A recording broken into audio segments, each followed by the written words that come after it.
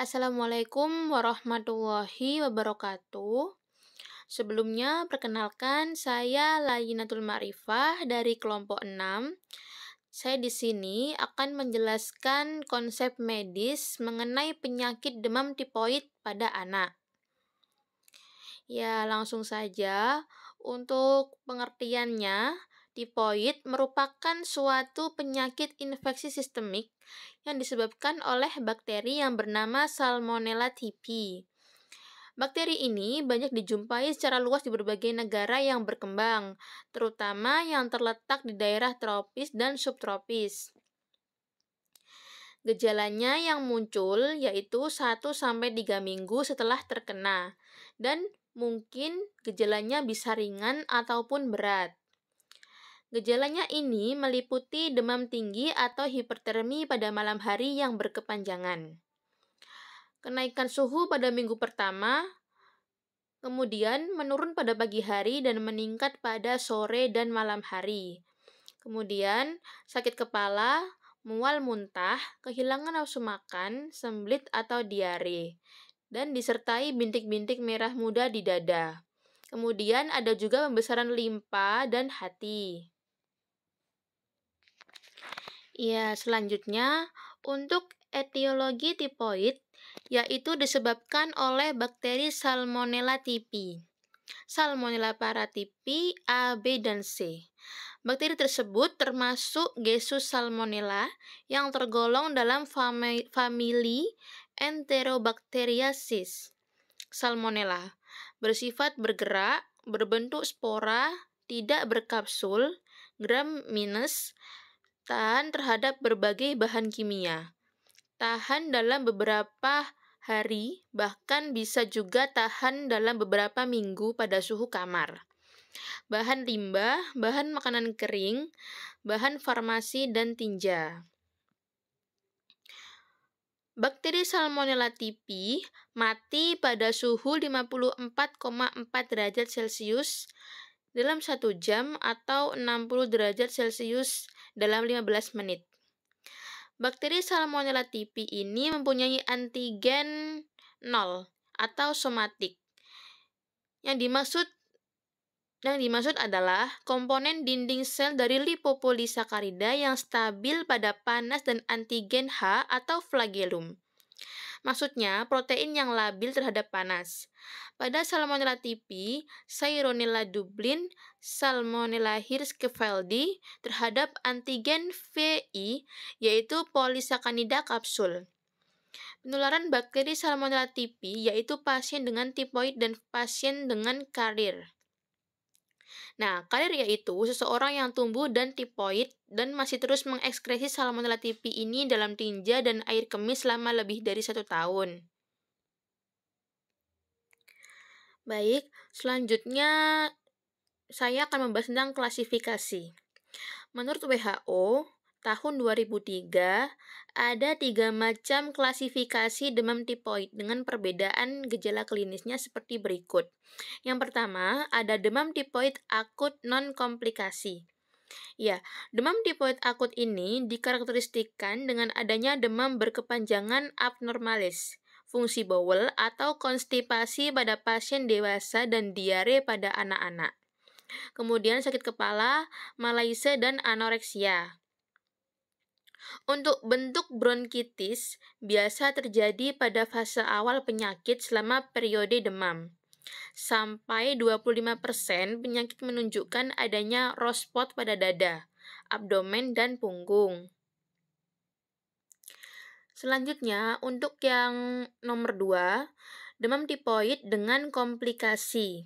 Ya, pada demam tipoid akut, keadaan mungkin dapat berkembang menjadi komplikasi parah, bergantung pada kualitas pengobatan dan keadaan kliniknya. Hingga 10% pasien dapat mengalami komplikasi, mulai dari melena, perforasi usus, dan peningkatan ketidaknyamanan abdomen.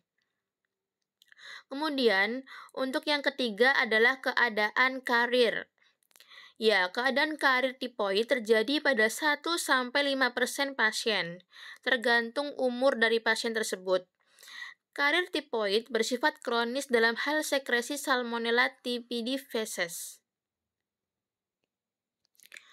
Kemudian, untuk manifestasi klinisnya ini adalah gejala demam tipoid ini sangat bervariasi.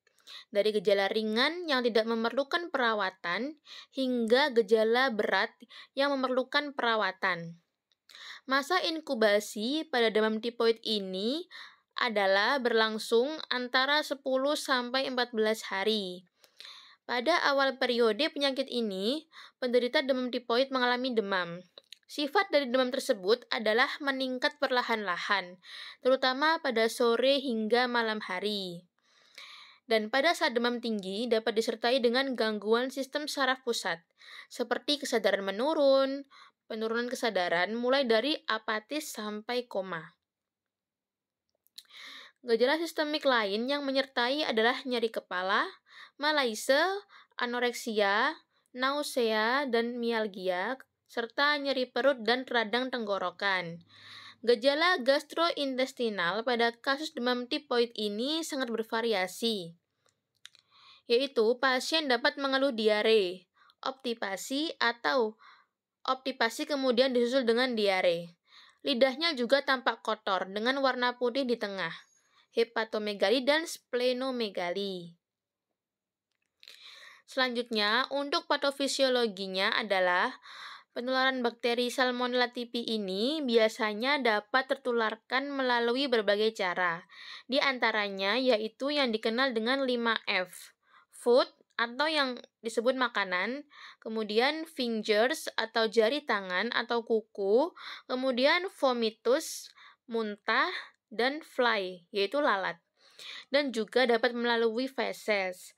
Kemudian, bakteri Salmonella typhi ini masuk ke dalam lambung. Sebagian bakteri yang masuk akan dimusnahkan oleh asam lambung.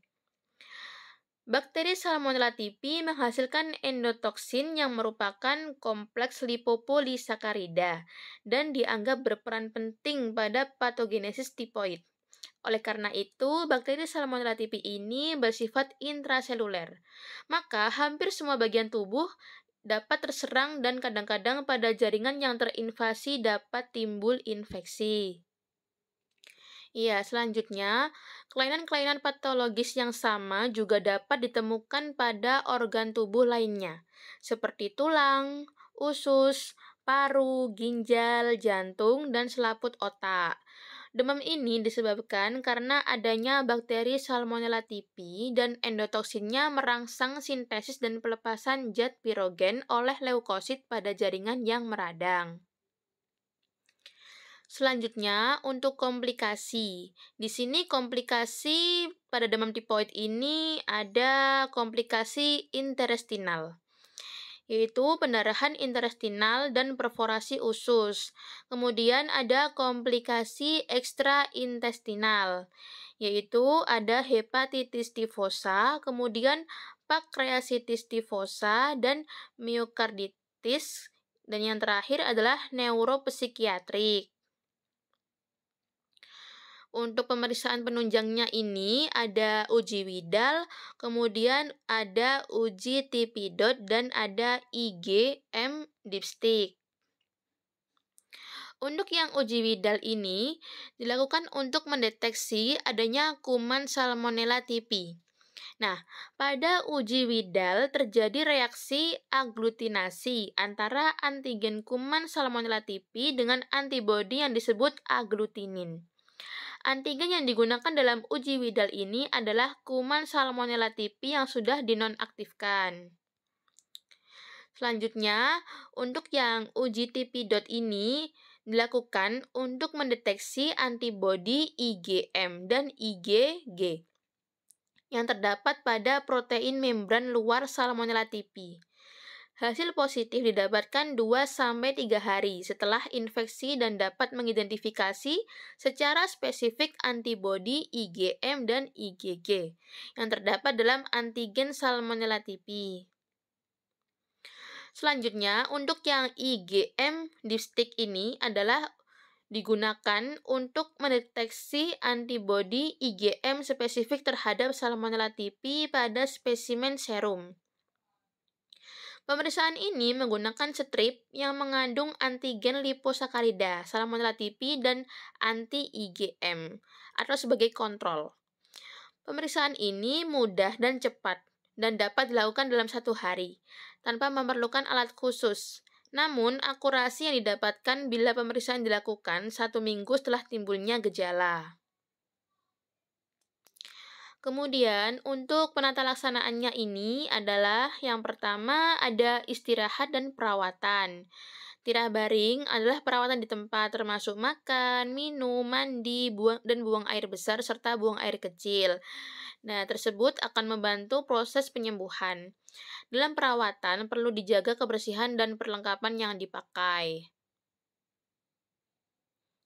Kemudian yang kedua ada asuhan gizi. Ini pencegahannya ada primer, sekunder, dan tersier. Kalau yang primer ini meliputi vaksin oral TY21A Vivotif Birna. Kemudian yang kedua ada vaksin parenteral sel utuh. Kemudian yang ketiga ada vaksin polisakarida Tipim V. aventis Pasteur Merieux. Kemudian untuk yang sekunder ini adalah diagnosis klinis, diagnosis mikrobiologik atau pembiakan kuman, serta diagnosis serologik. Kemudian untuk yang tersier ini adalah pada penderita demam tifoid yang karir perlu dilakukan pemeriksaan laboratorium pasca penyembuhan untuk mengetahui kuman masih ada atau tidak. Ya, sekian penjelasan konsep medis dari saya. Mohon maaf bila ada kesalahan kata dalam menjelaskan materi. Wassalamualaikum warahmatullahi wabarakatuh.